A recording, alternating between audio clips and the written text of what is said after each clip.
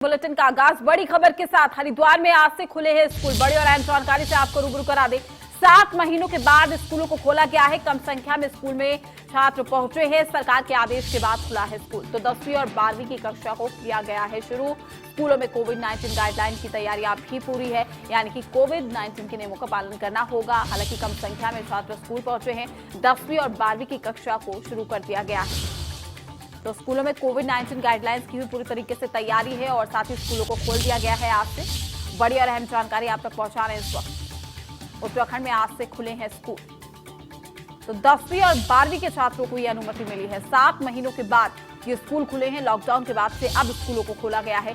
कम संख्या में स्कूल में छात्र पहुंच रहे हैं। कोरोना गाइडलाइंस का पालन करना भी जरूरी होगा। हालांकि तमाम तैयारियां भी की गई है और साथ ही सोशल डिस्टेंसिंग का स्कूलों में ख्याल रखा जा रहा है। बच्चों को दूर दूर बैठाना, मास्क पहनना, सैनिटाइजर बच्चों के पास होना चाहिए। सैनिटाइज कराए जा रहे हैं बच्चों के हाथ। कम संख्या में हालांकि स्कूल में छात्र पहुंच रहे हैं।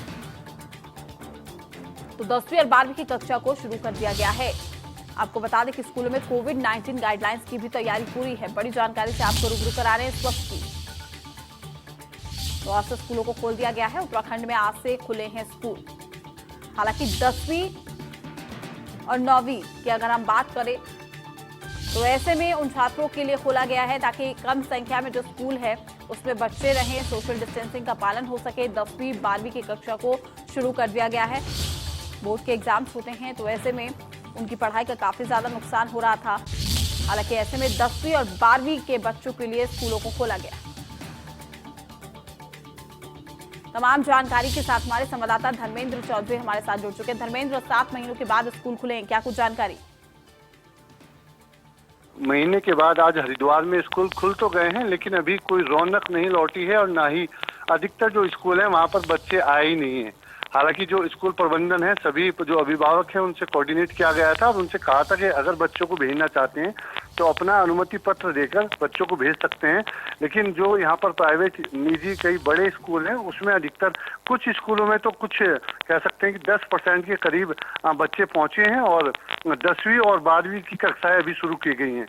तो एक डीपीएससी यहाँ पर स्कूल है, उसमें कुछ बच्चे आज पहुंचे थे और एक बड़ा स्कूल प्राइवेट जो है वो डीएवी है, उसमें 12 बजे उनकी पहले ऑनलाइन चलती हैं तो 12 बजे तक उनकी ऑनलाइन क्लास है। 12 बजे के बाद संभावना जताई जा रही है कि कुछ पेरेंट्स ने उसमें सहमति जताई थी कि 10-15 बच्चे वहां पर आ सकते हैं। लेकिन दूसरा एक बड़ा निजी स्कूल सिवडियल है, वहां पर एक भी बच्चा नहीं पहुंचा है। तो कहीं ना कहीं ये घबराहट है। हालांकि 7 महीने के बाद स्कूल खोले गए हैं, लेकिन अधिकतर जो स्कूल प्रबंधन ने बात की है तो काफी जो अभिभावक है उन्होंने सहमति अभी नहीं दी है।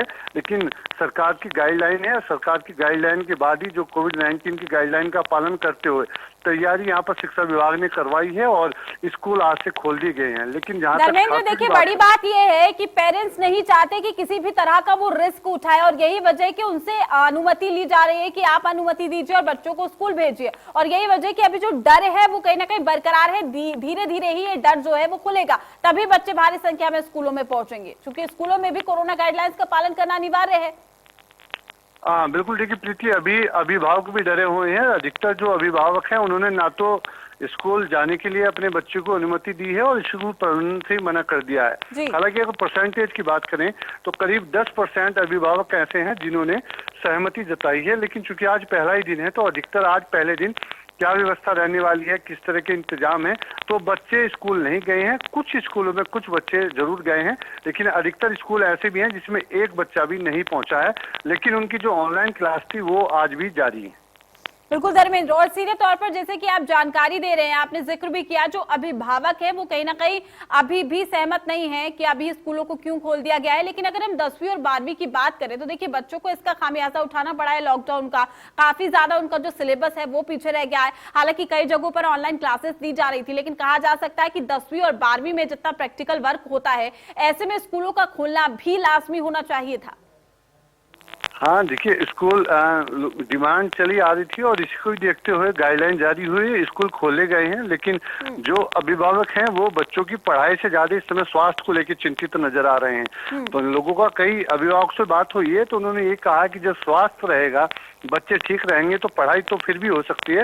हालांकि पढ़ाई का नुकसान तो इस सत्र में हुआ है, लेकिन पढ़ाई से ज्यादा इस समय अगर बात करें तो बच्चों के स्वास्थ्य को लेकर अभिभावक ज्यादा चिंतित नजर आ रहे हैं। यही वजह है कि बहुत कम अभिभावकों ने स्कूल जाने की बच्चों की सहमति जताई है और बहुत कम बच्चे स्कूल पहुंचे हैं। बिल्कुल आज पहला बिल्कुल दिन है, धर्मेंद्र, हालांकि आपका धीरे शुक्रिया धीरे। तमाम जानकारी देने के लिए। वहीं हमारे संवाददाता सुनील सोनकर भी हमारे साथ जुड़ चुके हैं।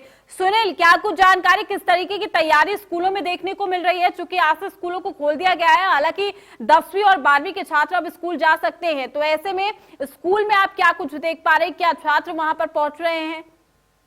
देखिए, अगर पहाड़ों की बात करी जाए तो पहाड़ों में स्कूल तो खुल चुके हैं, परंतु जो छात्र हैं वो नहीं पहुंचे हैं। ज्यादातर स्कूल में एक भी छात्र नहीं है।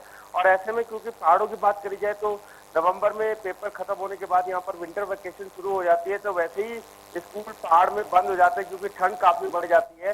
तो ऐसे में हमने कई स्कूल प्रबंधन से बात करी, उनका ये कहना है कि इस समय स्कूल खोलने का कोई औचित्य नहीं है। ऐसे में ऑनलाइन क्लास लगातार चल रही है और जो जनवरी में, क्योंकि बोर्ड 10वीं और 12वीं की बात करी जाए तो उनके बोर्ड शुरू होने हैं, तो उन्होंने कहा कि जनवरी में हम इसको देखेंगे कि जनवरी में जो बच्चे हैं बोर्ड के उनको लाया जाए और उसमें कोविड के नियमों का पालन करा जाए। बिल्कुल सुनील, बिल्कुल आप हमारे